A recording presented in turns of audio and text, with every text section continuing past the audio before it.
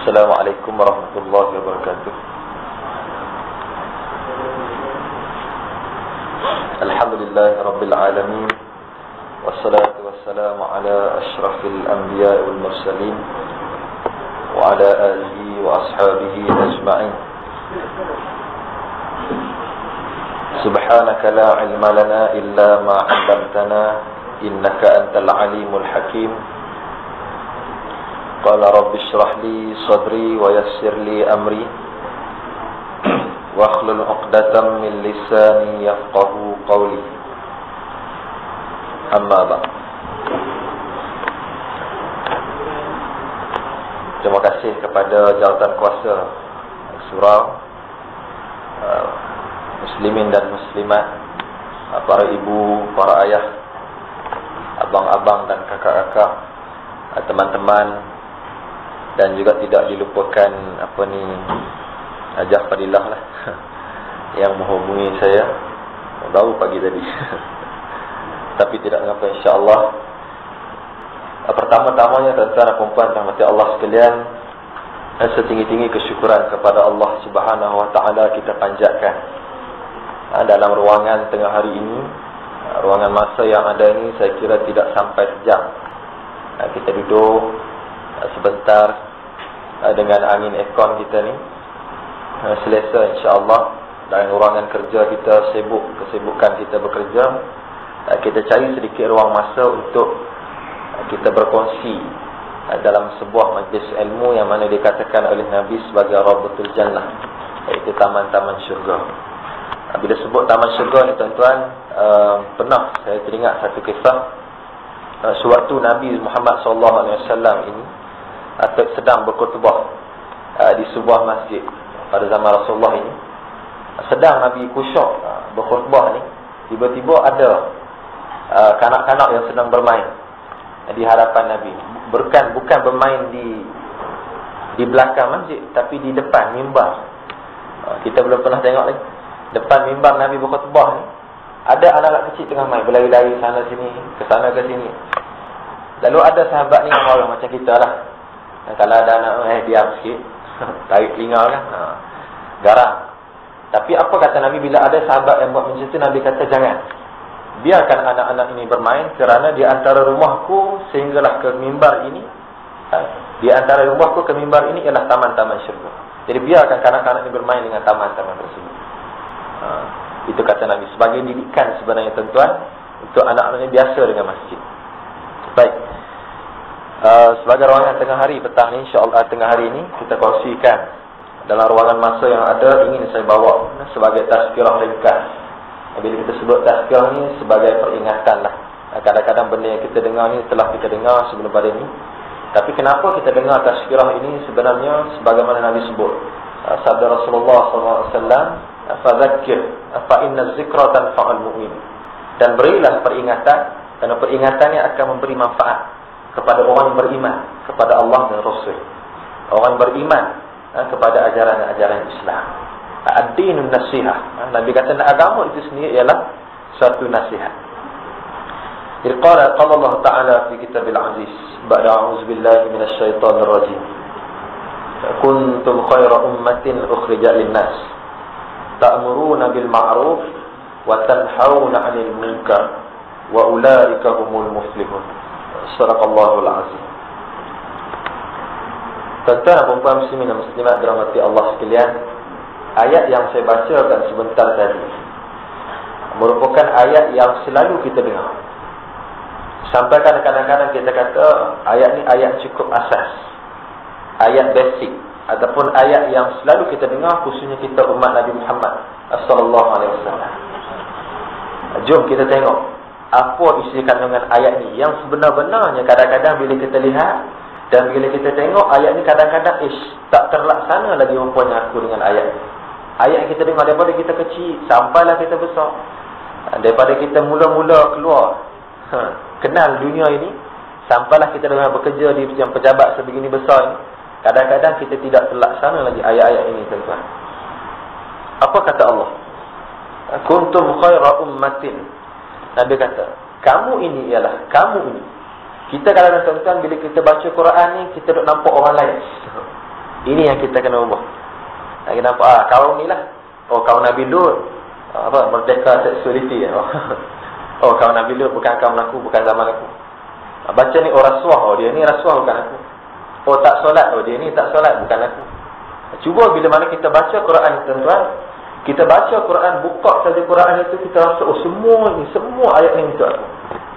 Sebab sejarah itu berulang.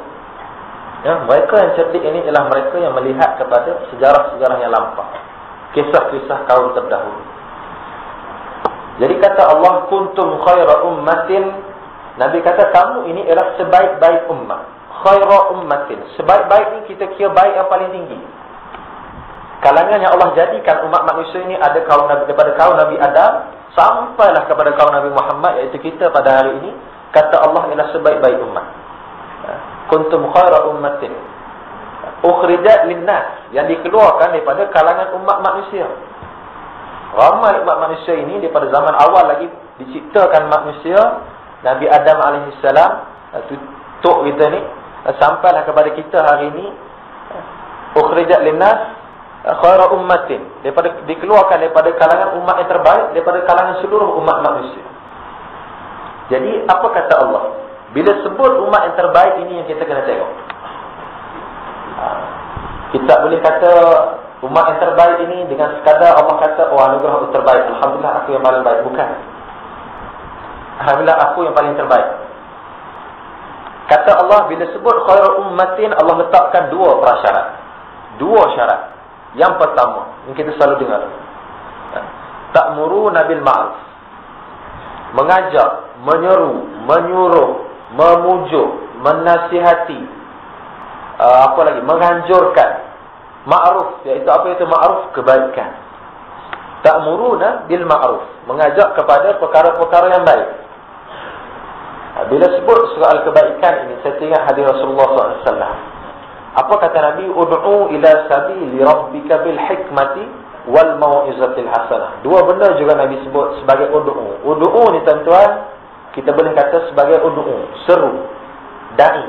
Kata Nabi juga, man qala la ilaha illallah, siapa yang mengatakan tiada Tuhan yang disembah melainkan Allah, fahuwa da'i, maka dia ialah pendakwah. Tak terkecuali. Kalau kita kata kita orang Islam yang sujud rukuk kepada Allah, kalau kita kata kita orang Islam yang mengucap dua kalimah syahadah, berpuasa, baru balik haji, fresh lagi, baru lagi minyak atar Mekah dia, fresh lagi baru balik haji ni, fahuwa da'i, maka dia ialah pendakwah. Lalu apa syarat Nabi letak? Ud'u ila sabili rabbika bil hikmati wal mau'izatil hasanah. Nabi kata yang pertama, serulah ke jalan Tuhan, jalan-jalan kebaikan. Kita contohlah macam hari ni nak turun daripada pejabat kan. Kata, mak, jom mak makan. Hari ni lauk sedap, aku belanja kau ni. Jangan risau, semalam hari jadi aku. Bukan ada tulis Zuhur. Jom kita pergi pulang dulu, mari kita makan. Tak apa ke mak, kau gila dulu, aku nak pergi makan. Itu salah satu seruan kita, melihat mana kebaikan itu tadi. Jadi bil hikmati, dengan penuh kebijaksanaan. Bila sebut soal kebijaksanaan ini tuan-tuan, saya teringat akan satu kisah. Suatu ketika zaman Rasulullah SAW, tengah hari ini kita bercerita je, jangan risau, insya-Allah. Suatu zaman Nabi itu, Nabi Muhammad SAW, dijadikan satu kisah. Rasulullah ini berhutang dengan seorang lelaki berbangsa beragama Yahudi. Seorang lelaki beragama Yahudi, ahli kitab. Kita pelik sebut hutang. Mula-mula saya dengar kisah ni, Nabi hutang dengan Yahudi. Tak apa, nanti kita tengok. Nabi pergi berjumpa dengan seorang Yahudi ini, Nabi berhutang dengan dia. Dia kata, lebih kurang beginilah dialog dia kan. Dia kata, mak, kata aku nak pinjam sikit duit ni. Nak pinjam sikit duit, nak berhutang dengan kau. Beres, tak ada masalah. Bila nak bayar? Bincang. Bawa keluar borang kontrak semua, isi borang janjian, tanda tangan semua sekali. Nabi dan lelaki Yahudi ini menetapkan satu tarikh lah untuk bayar hutang tersebut. Akhir tak apa, setuju, berpisah. Nabi pun ambil lah apa yang Nabi nak hutang tadi tu, bawa. Sehinggalah berlalu beberapa hari, sampai satu ketika sedang Nabi berkuliah bersama dengan para sahabat. Ramai semua sahabat ada, kuliah umum beginilah, tazkirah sebagainya gini. Sedang Nabi berkuliah gini penuh di khalayak ramai, ada para sahabat, semua sahabat ada, Sayyidina Umar, Sayyidina Abu Bakar, Uthman, semua adalah para sahabat yang ada pada ketika itu. Tiba-tiba datang seorang lelaki Yahudi yang memberikan hutang kepada Nabi. Datang dengan suara yang tinggi, dengan tidak beradab, tidak berakhlak. Dengan tinggi suara dia kata, Nabi. Bukan Nabi, tak panggil Nabi lagi. Muhammad. Kata, kau dah hutang aku, kau ingat tak? Bila kau nak bayar ni? Kata Yahudi ni tadi, aku lama dah tunggu. Kata engkau Nabi. Nabi apa mungkir janji? Kata si Yahudi ni tadi. Lalu apa kata Nabi? Jadi sahabat, sebelum Nabi respon ni, ada sahabat yang ramai macam kita ni lah hari ni. Bukanlah saya Nabi, saya nak kata, nak bagi gambaran supaya kita nampak situasi tu tadi. Jadi kalangan ramai-ramai ni ada yang nak bangun dah. Kata Nabi, wahai Rasulullah, biar aku urus, biar aku settle dengan budak. Dah pegang dah pedang ni. Ni bagi sahabat yang garam ni. Kalau kita orang kutuk ayah kita, baru kita marah. Depan-depan anak kita marah. Ni Nabi tuan-tuan. Pada mata tak apa duduk macam ni. Umar mana Umar? Sayyidina Umar. Umar pun angkat tangan. Lebih kurang ginilah kita dah. Nabi nampak. Saya Nabi Rasulullah. Kata Umar, kau bawa si Yahudi ni, lelaki ni tadi, kau pergi ke rumahku, ambil berapa nilai yang aku hutang tadi ni, kau bayar dengan Yahudi ni. Dengan penuh, dengan tenangnya Nabi, dengan rendah hatinya, dengan rendah suaranya Nabi arahkan begitu kepada Sayyidina Umar. Lalu bangunlah Sayyidina Umar Al-Khattab. Umar tengok Nabi. Bila hikmah ni tadi, Nabi pilih orang yang paling garang, muka yang paling bengis sekali. Kalau kita yang ada parut lah, jahit penuh kan. Nabi pilih Sayyidina Umar ni, bawa di tengah perjalanan. Yahudi ni tadi bukan tak kenal Sayyidina Umar, kenal. Di tengah perjalanan ni ketang ni berpeluh. Sudah. Apa jadi tengah perjalanan aku tak tahu. Sampai di tengah perjalanan nak ceritanya Allah nak takdirkan ibu dan ayah sekalian. Dia kata, wahai Umar, aku rasa aku nak patah balik. Aku nak jumpa balik dengan si Muhammad. Terkejut Sayyidina Umar. Tanya, ada apa? Kenapa nak jumpa?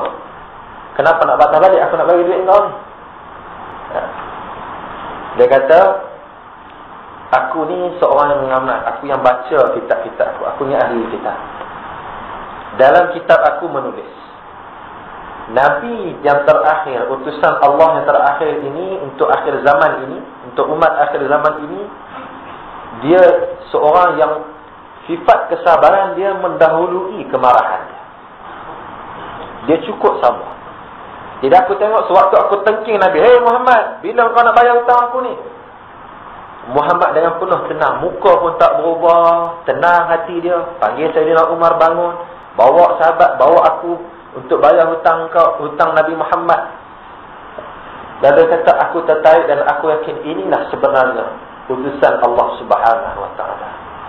Lalu dengan penuh hati gembiranya Sayyidina Umar, dia bawalah si lelaki Yahudi ini tadi berjumpa dengan Nabi Muhammad SAW. Lalu mengucaplah 2 kalimah syahadah. Alhamdulillah. Nampak? Tuan-tuan, Yahudi ni cukup terkenal. Nabi bukan tak tahu. Kalau kita mungkinlah kita tak tahu. Nabi Rasulullah SAW bukan tak tahu Yahudi ni pertama sekali memang sifat dia mungkir janji. Letaklah hutang bila tempoh masa nak bayar pun Nabi tahu dah Yahudi ni akan minta awal pun. Dan dia akan malukan aku di depan khalayak ramai. Tapi tak apa, Nabi berhutang awal lagi. Sebab apa? Nabi baca dah keadaan-keadaan yang akan berlaku. Nampak? Itulah dikata, ud'u ila sabili rabbika bil hikmati bil hikmah, dengan penuh kebijaksanaan. Itu caranya Nabi. Lepas ni kita boleh cuba dah. Buta dengan Cina, buta dengan India. Tapi kena bayar lah. Jangan tak bayar. Kita kena tunjuk contoh yang baik. Okey. Lalu ditakdir alhamdulillah hidayah daripada Allah Subhanahu Wa Taala, maka Yahudi ini tadi mengucap 2 kalimah syahadah. Dan bukan Yahudi lah dia sekarang, menolak Islam alhamdulillah, dan insya-Allah bertemu dengan Nabi Muhammad SAW di syurga kelak. Insya-Allah. Itu bil hikmah dan wal mau'izatil hasanah. Bila sebut kepada ta'muruna bil ma'ruf, mesti disusuli dengan hikmah kebijaksanaan. Dan juga wal mau'izatil hasanah, dan juga peringatan-peringatan yang baik. Ingat tuan-tuan, Nabi Muhammad SAW ini banyaknya mereka yang berada di keliling Nabi, mereka yang menentang keras Nabi ini tadi. Kalau kita ingat sahabat sekalian, siapa lagi ni? Iqramah pernah berjanji, pedang aku ni akan memastikan mengalirnya darah daripada tengkuk Muhammad. Aku akan jadi pembunuh paling hebat untuk membunuh Muhammad. Ramai dan para kata kaum musyrikin di Mekah ketika itu. Tetapi kebanyakan mereka, kalau tuan-tuan ibu dan ayah sekalian kaji kepada sirah Rasulullah SAW, mereka ini kebanyakannya mengucap dua kalimah syahadah dengan ketinggian akhlak Nabi. Ketinggian akhlak Nabi. Tak perlu kita nak, orang kata apa, nak bertepik sana sini, marah dan tak tentu hala, tapi dengan ketunjukan akhlak Nabi. Dakwah, kata apa, dakwah bilhad, dakwah dengan perbuatan. Kadang-kadang dengan manisnya senyuman kita ini pun sudah cukup membuatkan orang Cina, Allah, orang Islam suka senyum rupanya. Nah, orang India tengok, bagus orang Islam ni, jiran sebelah rumah aku ni, asal pagi senyum dekat aku. Ya, nampak? Kalau ada lagu apa, senyum apa, tak perlu kata apa-apa. Tu lagu. Bagus lagu. Bagi saya lagu tu cukup bagus. Walaupun dia tak berbuah dalam lagu tu hadis, ayat Quran betul. Tapi lagu tu bagi saya cukup dakwah. Dan saya rasa orang yang buat lagu tu adalah orang yang ada sedikit sensitivity ke arah kebaikan. Lagu tu cukup baik. Kadang-kadang senyuman kita, perbuatan kita mudah ya tuan. Pagi-pagi masuk kerja jumpa Ahmed, Acok, sedap sikit Li Chong Wei lah. Li Chong Wei kerja sejabat kita kan. Mana tahu dia kerja JKR kan. Jumpa Li Chong Wei, apa khabar Li? Li panggil Li. Macam mana Li, sihat hari ni, dah makan? Belum lagi, jom aku belanja kau. Simple. Ni kita masih dalam kelompok kita lah, yang berkopiah-kopiah je. Macam mana Haji? Jauh lagi tu Haji. Ni Mamat sebelah ni tak tegur. Nah, kita lah. Ni bukan sini lah, ni dekat Australia, Mongolia kan. Macam itulah kita dalam kelompok kita. Ada Mamat, Abu Ali, 3 orang ni makan sekali 3 orang ni. Tapi Mamat ni apa? Imam surau di kampung dia. Abu ni apa? Abu ni ketua pemuda taman perubahan dia. Ali ni apa? Ali ni ketua biro, ketua kelab bola sepak kampung dia. Tapi 3 orang ni duk main 3 orang ni, sedangkan 3 orang ni pemimpin masyarakat. Jadi kenapa 3 orang, seorang atas setiap seorang ni tidak dikembangkan? Seorang cari 3. Jadi berapa dah? 9 orang. Macam tu. Itu contoh dakwah yang Nabi buat, cukup baik. Dan kerana ada satu kisah. Kita cerita ya petang tengah hari. Okay? Ada satu kisah yang mana Nabi Muhammad dalam perjalanan nampak seorang warga tua makcik. Yang tua lah, lebih kurang 65 tahun, umur pencen tambahan kan. Dia tak ada kaitan dengan mana-mana, hidup atau mati lah. Tambah pencen 65 tahun betul. Tua dah, tak layak dah. Tengah bawa barang penuh, banyak barang. Jadi dia tengok di perjalanan, Nabi pun pergi rapat ke orang tua ni tadi. Rasulullah tanya, wahai makcik, nenek tua sangat nampak letih, bawa. Boleh ke tak? Boleh bawa. Bolehlah nak bagus nak bawa. Bawa makcik ni tadi. Di tengah perjalanan duk kutuk lah, punya kutuk Muhammad. Kau kenal tak Muhammad? Aku dengar ada cerita di Mekah tu seorang remaja nama Muhammad. Orang muda, nama dia Muhammad. Remaja pula, orang muda, 14 tahun. Kata, duk menyeru, duk kata bawa Tuhan yang lain. Aku dah lama dah sembah Tuhan ni, nenek moyang. Bawa Tuhan lain, duk mengaku aku rasa dia ni sihir lah, aku rasa dia ni gila, confirm gila. Kutuk punya kutuk ni, sepanjang perjalanan Nabi nak bawa ni. Kalau kita kan kalau kita buka kasut, katok dah kepala tumit kasut tu. Kalau yang perempuan tumit yang panjang dan bagi atas dahi. Tapi Nabi punya sabar, Nabi nampak ketinggian dan kesabaran Nabi ni yang susah kita nak aplikasi dalam diri kita. Sampai di rumah tadi, sampailah di rumah tadi, orang tua ni tanya, kau ni siapa sebenarnya ni? Cu, bagi Cu kan, orang Melayu sembang. Siapa Cu sebenarnya? Cuba sebut nama tengok. Akram, bukan. Bukan. Nama apa? Saya lah Muhammad yang Nek sebut tadi tu. Ya Allah, boleh kata nak jatuh jantung nenek yang tadi lalu dia mengucap 2 kalimah syahadah. Tak perlu kata apa-apa. Tak perlu ni nak jemput datang tazkirah kat sini, nak ajak semua orang bagi penuh tempat ni. Tak perlu. Tak perlu nak luangkan masa sejam untuk Nabi bercakap. Tak. Nabi hanya duduk diam, sabar. Tahan kesabaran Nabi mendahului kemarahan sebagaimana cerita pertama saya sebut tadi. Dan Nabi mengaku, akulah Nabi Muhammad. Akulah Muhammad yang nenek sebut tadi. Mengucap 2 kalimah syahadah. Alhamdulillah. Cukup mudah. Ini semua yang saya ceritakan 2 kisah ini tadi tuan-tuan, ibu dan ayah sekalian, sebagai contoh at-ta'muruna bil ma'ruf. Bawalah peringatan yang baik. Baik, kita tengok. Itu ciri yang pertama, umat yang terbaik. Khairu ummatin ukhrijat linnas. Yang kedua, kata Allah, ta'muruna bil ma'ruf wa tanhauna 'anil munkar. Ni yang susah. Ramai kita ta'muruna bil ma'ruf wa tanhauna 'anil munkar, ni susah. Baik, kita pergi satu hadis yang berkaitan dengan wa tanhauna 'anil munkar. Hadis yang tuan-tuan bisa dengar, qala Rasulullah sallallahu alaihi wasallam, man ra'a minkum munkar. Nabi kata, man ra'a minkum munkaran falyughayyir bi yadihi. Falyughayyirhu bi yadihi. Fa in lam yastati' fa bil lisan. Fa in lam yastati' fa bi qalbihi. Wa zalika adhaful iman. 3 ciri untuk mencegah kemungkaran. Nabi kata, kalau kamu nampak, ra'a ni melihat, lihat dan kamu sedar. Kamu duduk sini, kamu sedar. Walaupun kamu duduk di gua mana pun, kamu tahu di tempat ni ada kemungkaran. Kita kerja di pejabat JKR ini pun kita tahu di tepi pejabat lain, contohnya lah. Kita di arah 5, kita tahu di arah 1 ada kemungkaran. Kita duduk di rumah jalan lorong 1, kita tahu di lorong 5 ada kemungkaran. Contoh, man ra'a minkum munkaran, daripada kalangan kamu, minkum munkaran, nampak kemungkaran. Nabi kata yang pertama, falyughayyirhu bi yadihi. Okey. Hadis ni tuan-tuan, ramai orang tidak faham. Minta maaf saya sebut. Ini sebagai perkongsian kita. 3 benda ni tuan-tuan, ibu dan ayah sekalian, bukanlah pilihan, tapi dia turutan. Ini kita akan jelas. Dalam syarah hadis, kalau kita boleh tengok dalam syarah hadis berkenaan hadis ini, 3 benda ini bukanlah pilihan, tetapi turutan. Maknanya kena selesai satu. Tak boleh satu, nombor 2. Tak boleh 2, nombor 3.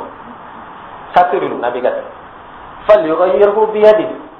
Para ulama mentafsirkan bi yadihi ini sebagai kekuasaan, pemerintahan, mampu mengubah sesuatu, memegang keputusan. Bi yadihi. Saya bagi contoh.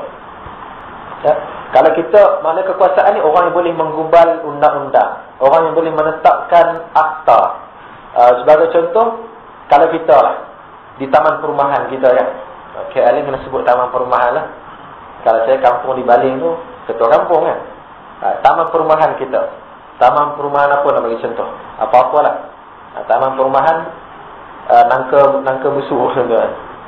Taman perumahan kita tengok berbagai-bagai gejala sosial. Kita boleh tahu dah setiap malam. Kebetulan depan rumah kita budak-budak pengajian tinggi, student mahasiswa lah, sewa kat situ, budak-budak lelaki. Setiap malam bawa balik budak perempuan seorang kita pun tengok, ketua taman aku nak buat apa ke? Dan hari tu menang saya pemilihan. Tak layak. Sebab tu tuan-tuan, bila macam tu Nabi kata biyadih ni tadi, kita kena letakkan dalam diri kita, kalau inilah aku kena jadi ketua taman perumahan ni tadi. Aku kena dapatkan ketua ni tadi, dan ilmu yang aku ada ini aku nak aplikasi. Sebab tu meeting tergempar masjid, kadang-kadang kita tak pergi. Kena pergi tuan-tuan. Kena tengok. Meeting AGM lah, AGM surau tak pergi. Yang ada 5-6 orang duk pusing sekitar tu lah. Hari ni Abu pengusi, esok Ali, esok Tuan Haji Rosli, esok Tuan Haji Mamat. Sekitar tu je. Sebab tu Nabi kata biyadi. Ini kena ada kekuasaan. Bila kita pegang taman perumahan itu tadi, kita pun gubahlah harta. Sekian. Okey, syarat keluar masuk. Okey, letak gad di sini. Jadilah ketua kampung. Tengok kelab bola sepak kampung kita. Maghrib ni jadi wisil penamat. Tak kenal ni. Sepatut 5 minit sebelum maghrib ni dah tamat dah. Baru boleh sempat ke surau beramai-ramai. Jadi aku kena pastikan aku ni pandai main bola dulu waktu sekolah. Ni saya bagi contoh yang cukup mudah. Contoh ni mungkin contoh untuk pelajar sekolah, tapi saya nak bawakan juga kepada tuan-tuan dan puan-puan yang berada di tahap ini untuk kita imbau balik. Aku ni pandai main bola dulu. Apa kata aku nak main ni, paling kurang aku ada jawatan dalam kelab bola sepak kampung aku. Tak apa, tuk-tuk dapat ketua kelab bola sepak kampung Batu 7 contoh. Kita pun gubal. Ada di sekalian, kita kena main 6.30, kita kena main pukul 5, habis pukul 6.45. Sempat kita 15 minit, kita ke surau ramai-ramai. Okey, malam ni kita ada taklimat bola sepak. Saya minta tuan-tuan semua, pasukan kita, taklimat kita akan bermula selepas maghrib dalam Dewan Surau. Kan cantik? Nampak? Kita mengislamisasikan benda tadi. Ini semua bil hikmah. Kita mencegah kemungkaran tadi. Nampak? Ini semua jalan-jalan itu. Termasuklah soal pilihan raya, demokrasi, mengundi dan sebagainya yang tak perlu saya huraikan, yang mana tuan-tuan lebih arif daripada saya soal ni. Jadi selesai yang pertama. Tak dapat yang pertama, gagal. Biyadih tak dapat, kekuasaan tak dapat. Nabi kata yang kedua, Baru pergi yang kedua, iaitu bil lisan. Dengan mulut kita, lidah kita ada, dengan suara kita ni tadi, dengan risalah-risalah kita ni tadi, dengan medium penerangan-penerangan kita tadi. Hari ini tuan-tuan, saya boleh katakan anak muda khususnya semua berada dalam wayar ni. Semua hidup dalam wayar ni, walaupun kecil, semua ada dalam. Semua hidup dalam arus elektrik. Apa itu? Media baru. Saya boleh tak tahulah kat sini siapa yang tak ada handset yang pertama. Boleh tengok. Saya rasa jarang lah orang tak ada handset ni. Budak jasa 1 pun kita dah hadiahkan handset. Yang kedua, siapa yang tak ada laman Facebook? Semua ada laman Facebook. Sebab tu orang muda hari ni berada di Facebook. Hari ni ramai tak ada, mungkin kat Facebook kena tengah buka Facebook. Sebab itu ramai lagi. Di media Facebook. Hari ni orang tak baca dah surat khabar kertas ni. Orang buka internet. Apa dia? BlackBerry. Orang buka apa? HTC. Orang tengok di internet. Jadi benda ni sebenarnya dakwah kita. Kekuasaan tadi tak dapat, tapi kita buat suatu dakwah melalui alam media baru ni tadi. Facebook yang tadi tuan-tuan, tutuplah aurat, tak tutup neraka. Kasarnya. Tutuplah aurat, tak tutup berdosa. Orang baca Facebook. Oh, aku tak tutup aurat ni, berdosa. Lama-kelamaan. Nampak? Itu bil lisan. Syarat dia kena buat. Media-media baru yang ada. Rakam suara kita, letak dalam media Facebook. Orang pun klik play, dengar. Kita bertazkirah. Bil lisan. Okey, kita ringkas masuk. Yang ketiga Nabi sebut, selesai bil lisan, tak dapat juga. Tak boleh. Diharamkan. Tak boleh kita buat bil lisan. Tak sempat masa dan sebagainya. Ada kekangan, keuangan lah sebagainya. Komitmen keluarga, tak ada kenderaan lah macam-macam. Tak ada internet lah di rumah. Tak ada TV lah di rumah. Nabi kata yang terakhir, biqalbi. Dengan hati kita. Dengan hati. Baik, hati ni ramai orang silap tafsir tuan-tuan. Hati ni macam mana? Tengok Ismat, lama tak nampak, tak keluar rumah ke seminggu? Aku tak nak keluar. Sebab apa? Jiran sebelah rumah aku buat muka. Duduk rumah diam je. Tuan Haji, lama tak nampak kat surau, kenapa tak datang? Buat apa aku datang surau? Pengurusi surau pun pergi baru ni konsep seksualiti merdeka. Contoh. Pengurusi surau pun pergi sambut tahun baru baru ni. Tak buat apa aku nak pergi. Macam tu pengurusi surau. Contohnya, dia duduk dalam rumah dia. Agak-agak tuan-tuan, tindakan dia duduk dengan hati ni, mencegah dengan hati ni, berubah tak kemungkaran tadi? Adakah kemungkaran tadi tu akan dicegah? Sedikit pun tak berganjak. Sedikit pun tidak. Macam kita lah, duduk diam. Aku tak suka. Tak best memimpin ni. Tak kenal konsep ni. Duduk diam. Hati benci tapi diam. Tak berubah. Tak berubah. Jadi hati ni, benci dengan hati ni perlu ditonjolkan. Benci dengan hati ni perlu diterjemahkan. Perasaan benci inilah perlu dikeluarkan. Nampak tak benci. Paling kurang yang muka pun tak apalah tengok buat kemungkaran. Kan? Buruknya. Tak. Kemungkaran tu perlu ditonjolkan. Kena tengok. Sebab tu tak boleh hati ni diletakkan. Kita hanya duduk di rumah, duduk diam-diam. Aku baik seorang, aku masuk syurga seorang. Tak kena tuan-tuan. Ingat, kata Nabi Muhammad SAW, mereka yang mati berjuang di jalan Allah dalam menegakkan kebenaran. Bila matinya jasad dia tadi, yang pertama dia boleh menjamin 70 orang kaum keluarga dia tadi. 70 orang kaum keluarga. Kan? Mana kita kat sini kalau kira, kalau mati kita seorang boleh jamin semua ni. Cukup 70 orang. Keluarga kita berapa orang je kadang-kadang. Boleh jamin nenek kita, boleh memberi syafaat kepada 70 orang ahli keluarga kita. Satu. Yang kedua, akan diberikan 70 orang bidadari di syurga. Yang orang lelaki suka dengar. 70 orang bidadari di syurga. Yang kaum isteri gelisah. Allah, lelaki je dapat. 70 orang bidadari di syurga. Yang ketiga Nabi kata, isteri dia lah akan menjadi ketua bidadari di syurga nanti. Maknanya kalangan 70 orang tu tadi, ketua kepada 70 orang itu tadi ialah isteri dia yang tersayang. Berarti isteri kena menjadi isteri yang solehah. Isteri yang taat kepada suami barulah menjadi ketua bidadari di syurga. Ingat, isteri Nabi pun sama-sama lemas di dalam bahtera pelayaran Nabi Nuh alaihissalam. Isteri Nabi Lut pun tenggelam di balik bumi bila mana tidak bersama dengan Nabi Lut. Dalam kisah kaum Nabi Lut. Jadi tak semestinya isteri tok guru ni, bukan. Okey. Baik. Kita kembali. Dan Nabi kata bila sebut dengan hati ini ialah selemah-lemah iman. Wa zalika adhaful iman. Dan inilah selemah-lemah iman. Tuan-tuan, kita dah 60 tahun, 45 tahun, 25 tahun, 30 tahun hidup. Sampai bila kita nak berada di tahap selemah-lemah iman? Malu kita, tuan-tuan. Dalam keadaan kita 25 tahun, kita ada anak 3-4 orang. Seorang darjah 3, darjah 1, umur 4 tahun contoh. Jadi apakah kita dengan situasi kita memilih kedudukan kita dalam golongan biqalbih ni tadi, selemah-lemah iman ni tadi, bagaimana kita nak mendidik anak kita menjadi setinggi-tinggi iman kepada Allah Subhanahu Wa Taala. Kalau kita pun di tahap imannya 5%. Kalau iman kita 5%, macam mana kita nak didik seorang, nak bentuk seorang insan mencapai iman dia 100%? Ini sukar. Sebab tu iman kita mesti di tahap maksimum. Usaha hari demi hari. Walaupun Nabi kata al-iman yazid wa yanqus. Iman ini bertambah dan kadang-kadang berkurang. Ke arah pertambahan tu yang kita kena usahakan, tentara pempas. Jadi ingat, umur kita ni sampai bila kita nak wazalika adhaful iman.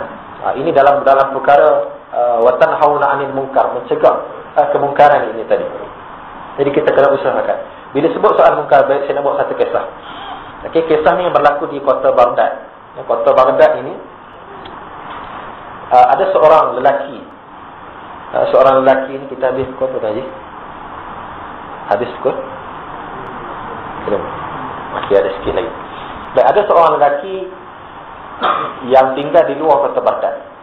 Kerjaya dia cukup hebat. Lebih 10 tahun dah dia berkecimpung dalam kerjaya ini.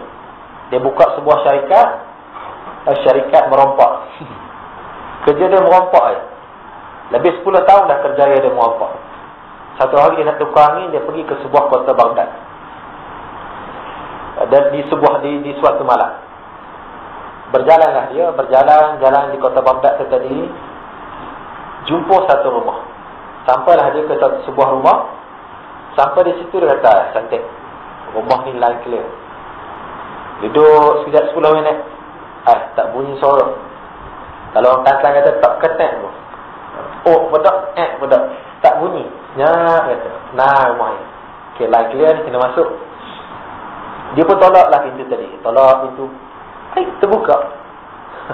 Sepanjang 10 tahun aku dalam syarikat ni, syarikat merompak ni, aku tak pernah jumpa lagi orang tua rumah tak kunci pintu. Dia kata, cantik, line clear. Bagus betul tuan rumah ni, rezeki aku. Murah rezeki aku malam ni. Sayangnya Allah pada aku. Ingat lagi dia pada Allah waktu itu. Dia pun masuk, pintu tadi tolak, pintu tadi masuk dia dalam rumah. Tengok Allah, silap rumah dah aku malam ni. Sebab apa? Tengok sana 2 line baju buruk, usang jubah. Tengok sini TV pun tak ada. Keluar rumah entai, tak ada pun piring astro tadi. Memang tak ada lagi waktu tu. Susah sangat rumah ni, tengok buruk. Pakaian pun baru, alat-alat dapur pun murah sangat, buruk dah. Usang sana sini. Tak apalah, alang-alang aku masuk, bawa keluar bunyi dia pun kutip. Masuk dalam pakaian dia tadi, barang-barang dapur yang tadi simpan. Bawa masuk dalam guni tadi, himpun-himpun. Tengah dia berkemah-kemah ni, tiba-tiba masuk seorang orang tua. Orang tua dengan pakaian jubah yang telah lama, nampak lusuh. Jubah kita panggil lusuh kan. Nampak lusuh jubah dia masuk, nampak orang tengah berkutip curi ni. Okey, tak apa. Dia pun ambil lah botol ni tadi. Ambil lah barang-barang dapur dia, bubuh dalam guni tadi. Masukkan sekali. Terkejut si mamak ni tadi. Siapa kau? Dia pun bubuh dia. Buatlah kerja dia. Buat kerja kutip semua barang tadi, nak rompak curi cepat ni. Tengah-tengah buat ni, mamak ni tengok orang tua ni. Kata, hai orang tua, cepatlah sikit. Lewat dah ni, nanti kan balik orang tua rumah ni, nanti mati kita. Cepat kemas. Bubuh, barang bubuh. Okey, jom kita keluar. Siap dah. Kunci pintu, jalan. Diorang ni berjalan di tengah padang pasir, sampai dah mereka ke sebuah gua tu tadi. Sampai di gua, dia kata, beres, aku nak bagi. Kita bagi harta malam. Itu kadang-kadang saya terlintas, kadang-kadang cerita Piramli ni mungkin dia tengok sirah. Mungkin dia tengok kisah-kisah para ulama. Betul tuan-tuan? Kadang-kadang bila sebut Piramli ni jadi bercabang pula. Ingat tak kisah Piramli dalam cerita? Pun saya tak ingat. Madu 3 ke apa? Kan ada anak tu, dia tengah berjalan, sebelum dia keluar rumah, mak dia kata, ingat nak, jangan mencuri, nanti potong tangan. Nampak? Tengah berjalan sampai di bandar tu, anak dia tengah berjalan, tiba-tiba orang depan tu tercicir duit. Dia pun pergi nak ambil. Tengah pegang duit, tinggal. Tak boleh curi, kalau curi potong tangan. Hudud tu. Nampak? Elemen tu ada dalam filem Piramli. Saya rasa Piramli ni pun dia ada. Tentuan kita yang tak nak sebenarnya. Baik, ni selingan lah. Okey, baik. Habis pembahagian tu 2 bagi lah. 1 untuk kau, 2 untuk aku. 1 untuk kau, 3 untuk aku. Macam mana cerita tu kan? Bagi. Kata, kau ni siapa sebenarnya? Aku tak kenal pun kau ni. Kata, akulah. Bukan, belum silap cerita. Tengah bagi tadi beres. Tak apalah. Aku tak nak harta ni tadi, aku bagi kau semua. Kau ambil dah semua harta ni, aku tak nak. Aku cukup lah dengan pakaian yang aku ada. Dengan harta yang aku ada ni dah cukup. Dia katanya. Tak apa ni. Beres. Aku suka sangat lah macam ni. Terima kasih lah kata aku. Salam-salam berpeluk semua berpisah. Tak ambil nombor telefon apa semua. Email Facebook pun tak ambil. Berpisah. Baliklah dia. Sampai di satu ketika tu, dia datang balik ke kota Baghdad tadi. Datang dia kata, aku nak pergi cari. Aku nak pergi tengok siapa tuan rumah semalam yang aku curi ni. Sampailah mereka dari kuat jarak yang agak jauh dengan pintu rumah tadi, ada orang sedang berhimpun, berkumpul ramai-ramai. Dia pun pergi dekat. Dia kata, wahai ibu ayah sekalian, ibaratnya macam itulah yang berkumpul. Dia kata, aku nak tanya, rumah siapakah di hujung kampung ni tadi? Orang ni semua terkejut. 2, 3, 4 orang tengah bersama ni terkejut. Tengok. Confirm engkau ni orang luar. Sah engkau ni orang luar, bukan orang Baghdad. Sebab kau tak kenal siapa rumah tadi. Kenapa?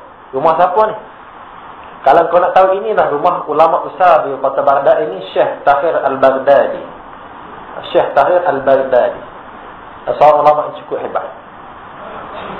Lalu dia dengan hati terkejut. Dia ni orang yang ada basic agama, dulu sekolah Arab lah. Sekolah agama rakyat contoh kan. Sekolah agama rakyat kan, tak dapat bantuan peruntukan semua kan. Jadi susah kena mencuri. Dia ni selingan lah. Tuan-tuan selingan pun tak boleh dah. Tengah hari kena macam tu lah. Okey, jadi dia pun tak kata aku nak jumpa. Boleh bawakan aku jumpa Syekh Tahir yang tadi. Bawa pergi jumpa. Jumpa dengan Syekh Tahir Al-Baghdadi. Kena ingat tuan-tuan, kisah ni boleh search dalam Google ada. Jumpa Syekh Tahir, Assalamualaikum tuan. Dia jumpa, Assalamualaikum. Jadi Syekh Tahir dia tanya, siapa pemuda ni? Tuan hamba ni siapa? Saya lah yang merompak rumah tuan semalam. Kalau kita sekejap ya, saya pergi dapur. Ambil parang buat keluar ya. Tapi saya tahu tidak kata bagus. Jadi saya nak tanya tuan ni, kenapa semalam tuan tolong saya, lepas tu bila saya nak bagi harta, tuan siap sedekahkan semua lagi. Bahkan tuan tambah lagi pakaian tu untuk saya ambil semua sekali. Kata Syekh Tahir tadi, aku tolong kau ni bukan apa. Kerana aku terdetik dalam hati aku, mungkin engkau ni susah sangat. Engkau ni miskin tersangat-sangat, fakir sangat-sangat sampai engkau kena mencuri. Tak ada kerja dah engkau mampu buat melainkan engkau mencuri. Lalu aku tolong kau. Yang kedua, aku terlintas dalam hati aku, mungkinlah aku ni sebagai ulama yang berpengaruh di kota Baghdad ini, aku tidak mampu menasihati pemerintah di tempat aku ini untuk memastikan harta kekayaan kerajaan ini dibahagi sama rata sampai kepada engkau, sehingga engkau tidak perlu lagi mencuri dan merompak sebegini rupa. Nampak? Terlintas di hati dia tadi. Lalu bila mendengarkan jawapan daripada Syekh Tahir Al-Baghdadi ini tadi, pemuda yang merompak ini tadi, dia pun bubar syarikat rompakan dia tadi. Sehingga hari ini, sehingga saat itulah, bermula saat itu sampailah hingga akhir hayat dia, dia berguru dengan Syekh Tahir Al-Baghdadi, dan akhirnya dia menjadi seorang ulama yang cukup hebat di tempat dia. Ini kisah benar tuan-tuan. Saya ambil daripada kisah Datuk Tuan Ibrahim Tuan. Dengar jugalah kisah-kisah dia sebagainya. Baik, ini termasuk juga dalam mencegah kemungkaran yang dilakukan oleh Syekh Tahir Al-Baghdadi. Tidak semestinya kita pakai jaket skuad mencegah kemungkaran. Pegangnya. Dah kahwin belum? Sampai bila dia setting dalam mindset dia, aku benci dengan pencegah maksiat. Salah konsep kita. Betul Malam tahun baru tangkap, lagi. Nampak. Dah kahwin belum? Tunjuk sini. Agak-agak minta maaf lah, setengah-setengah jabatan agama buat macam tu. Saya pun tak berapa setuju sangat dengan metodnya begitu. Tengok cara dia. Macam Ustaz Azhar Idrus lah. Tadi kita sembang Ustaz Azhar Idrus kan. Dalam mencegah kemungkaran. Dengan metod dia begitu. Pernah satu ketika dia keluar masjid dia, masjid tempat dia berkuliah waktu itu dihadiri oleh 10,000 lebih. Keluar daripada masjid tu, jumpa geng pang ni, rambut nyacak. Yang perempuannya pakai dengan tedah macam-macam segala bentuk lah. Ustaz Azhar, dia kata, Ustaz Azhar, aku nak peluk mu ni, boleh tak? Aku peminat mu ni. Saya jumpa kat YouTube, dia kata. Hari ni jumpa depan, aku nak peluk mu ni, boleh tak ni? Dah lorak ganu dia lah. Saya boleh haram ambil gambar sudah. Nik dah gambar dia, Ustaz Azhar. Jadi berhubung lah Ustaz Azhar dengan perempuan tadi, geng par sikit dan dia ikut. Hari ni geng tu pakai baju Ustaz Azhar, jom pergi kuliah. Baju Ustaz Azhar. Apa? Itu metod dia tadi. Ta'muru bil ma'ruf wa tanhauna 'anil munkar. Baik tuan-tuan. Okey, sebagai akhirnya hari ni untuk benda ni saya nak kongsikan tuan-tuan dengan cerita yang saya bawa dengan ayat yang saya kongsikan sebentar tadi, mencegah kemungkaran, menyuruh kepada kebaikan dan mencegah kemungkaran. Ini yang tuan-tuan, perkara dua benda ini yang perlu kita lakukan untuk kita mencapai khairul ummatin, umat yang terbaik. Ingat tuan-tuan, Nabi sebut, Nabi Muhammad SAW pernah berdoa kepada Allah Subhanahu Wa Taala. Kepada kita spesialnya kita, iaitu Nabi kata, Ya Allah, untuk umat aku ini janganlah engkau balas terus kemungkaran yang mereka buat. Kalau umat dulu buat saja kemungkaran, lihat saja kaum Nabi Lut, Allah balikkan dua bumi. Lihat saja umat kaum Nabi Nuh, Allah tenggelamkan dalam banjir yang besar. Tetapi kita kaum Nabi Muhammad, Allah bagi peluang. Kasihnya Nabi Muhammad SAW kepada kita, mendoakan kepada Allah Subhanahu Wa Taala untuk umat dia, iaitu kita pada hari ini, kemungkaran yang kita buat, Allah tangguhkan balas di akhirat kelak. Allah tangguhkan balas di akhirat kelak. Kasih Allah kepada kita. Sebab itulah tuan-tuan, kerja buat yang Nabi buat selama sepanjang hidup Nabi, sehingga 63 tahun Nabi hidup ini, dua benda ini je. Ta'muruna bil ma'ruf wa tanhauna 'anil munkar. Dua benda inilah yang Nabi buat, mengajak kepada kebaikan dan mencegah kepada kemungkaran. Dalam posisi apa pun kita ada tuan-tuan, benda ni mesti kita ada. Kita contohnya kita kerja sebagai bahagian multimedia. Manfaatkan multimedia itu tadi dengan sungguh-sungguh.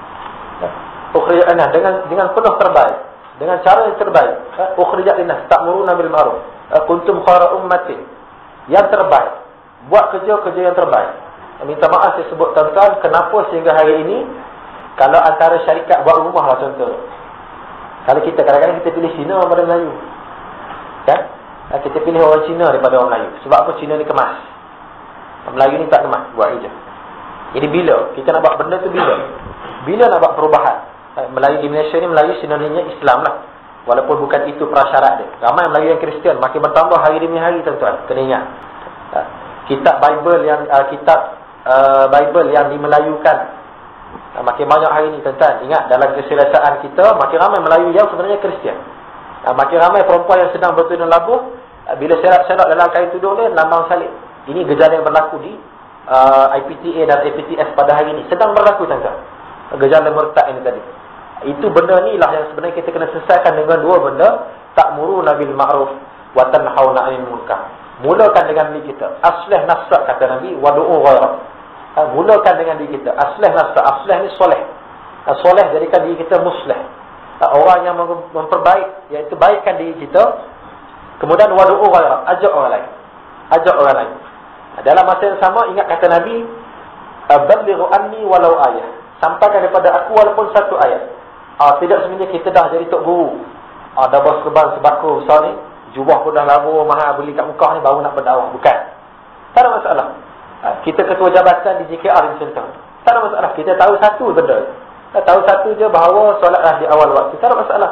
Okey, saya nak minta setiap ketua jabatan, setiap ketua unit, pastikan staf di bawah sewaktu solat zuhur mesti penuh di surau solat awal waktu. Boleh. Itu Nabi kata BID tadi, kekuasaan. Nampak Tidak semestinya pilihan raya. Bila sebut BID, pilihan raya kena menang jadi Perdana Menteri. Itu yang tahap lebih tinggi lah. Dengan kemampuan yang kita ada, tuan-tuan boleh buat semua sekali. Baik tuan-tuan, saya rasa cukup sekadar itu sebagai perkongsian tengah hari ini. Moga-moga dapat ambil apa yang baik, sekadar perkongsian daripada saya kepada ayah-ayah sekalian, ibu sekalian, untuk menggerakkan gerakan dakwah ini, gerak kerja dakwah ini yang tiada terbatas. Yang tiada terbatas. Bayangkanlah Nabi Muhammad SAW sebelum berlaku peristiwa Isra' Mi'raj, Nabi diberi pilihan oleh bapa saudaranya Abu Talib. Kata Nabi, engkau tak payahlah berdakwah. Pembesar Quraisy kata, aku boleh bagi kepada engkau 3. Yang pertama perempuan, yang kedua harta, dan yang ketiga kekuasaan, jawatan aku boleh bagi. Jadi engkau berhentilah menyuruh orang sembah Allah. Lalu apa kata Nabi? Kalau letakkan bulan di tangan kananku dan matahari di tangan kiriku, nescaya sama sekali aku tidak akan berhenti gerakan dakwah. Bayangkan tuan-tuan, kalau Nabi pilih, aku nak jawatan lah, bagi aku jadi Perdana Menteri Mekah waktu ni. Ataupun aku nak perempuan, 50 orang perempuan aku nak harta untuk 7 generasi. Agak-agak sekarang kita tengah buat apa tuan-tuan? Agak-agak mak ayah kita Islam ke tidak? Agak-agak tentang kita tengah ambil batang lidi ni, tengah picu api, berasak kita pun sembah latihan sebagai contoh. Agak-agak kita tak sujud rukuk kepada Allah. Ini semua jasa Nabi Muhammad menjalankan 2 gerak kerja ini, ta'muruna bil ma'ruf wa tanhauna 'anil munkar, insya-Allah. Dengan posisi yang kita ada, staff kita staff, dakwah secara staff. Kita ketua jabatan, berdakwah secara ketua jabatan. Kita pengurusi surau, berdakwah secara pengurusi surau, insya-Allah. Tuan-tuan, moga mendapat apa yang baik daripada tengah hari ini, sekadar perkongsian. InsyaAllah saya mohon maaf lah, anda terkasar bahasa, salah dan silap sebagainya. Dan juga sebagai tambahan di akhir ini, kita sedang menghampiri sambutan tahun baru, iaitu tahun baru Muharram. Okey, pada 26 hari bulan tak silap. 26 bermula maghrib lah. Makna maghrib tu kena pasal bunga api. Okey, jadi tuan-tuan, saya pun sempat bersama dengan Dr. Halimah baru ni, Esko Kerajaan Negeri Selangor. Dia nak mengajak kami peringkat pelajar ini untuk bawa ke kampung dia, di kampung di Dun Selat Kelang. Di Dun Selat Kelang untuk sambut tahun baru di situ, tahun baru awal Muharram. Katanya di situ. Jadi tuan-tuan, saya terlintas dalam perjalanan atas motor ni, terfikir, cantik juga kalau bagi tahu kepada tuan-tuan, apa kata kita mula di rumah kita. Balik rumah ni kita tanamkan dalam anak kita yang kecil-kecil ni, ingat anak-anak, tahun baru yang sebenar dalam Islam ialah awal Muharram. Kita tanamkan roh tadi. Okay, kalau awal Muharram ni, ajak keluarga kita pergi penuhkan Masjid Al-Surau, mulakanlah doa akhir tahun. Azan saja maghrib, selesai solat maghrib, bacalah doa awal tahun. Didik anak kita supaya tahu tahun awal Muharram ini. Bukan saja bulan Januari, 1 Januari je. Tanya orang muda, bila awal tahun? 1 Januari. Pakat tunggulah 12 tengah malam naik bunga api kan. Kita tanamkan dalam diri anak kita awal Muharram, iaitu 26 hari bulan ni. 26 hari bulan ni awal maghrib, insya-Allah. Baik, cukup sekadar itu. Ma asabaka min hasanatin fa min Allah. Apa yang baik semua daripada Allah Subhanahu Wa Taala. Wa ma asabaka min sayyi'atin fa min nafsi. Apa yang buruk itu daripada kelemahan diri saya sendiri. Insya-Allah dalam ruangan belajar ini tuan-tuan, menuntut ilmu ini, sama-sama nak kita amalkan. Kata Nabi, al-ilmu bila syajarin. Kata ulama, al-ilmu bila syajarin kasyajarati bila samarin.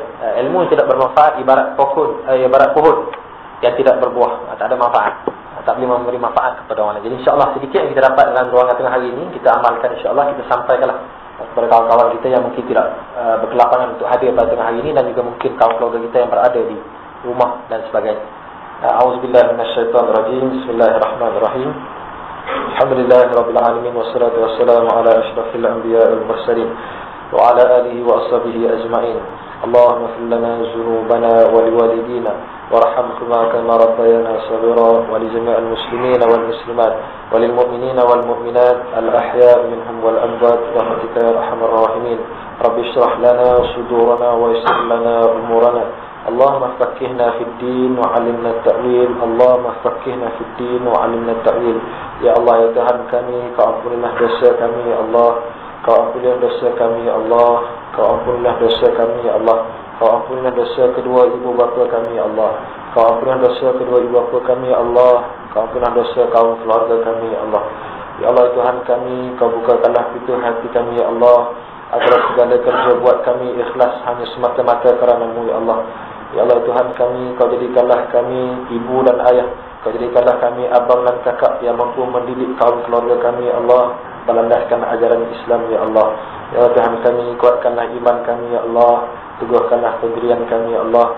Jadikanlah kami hamba yang soleh dan solehah ya Allah.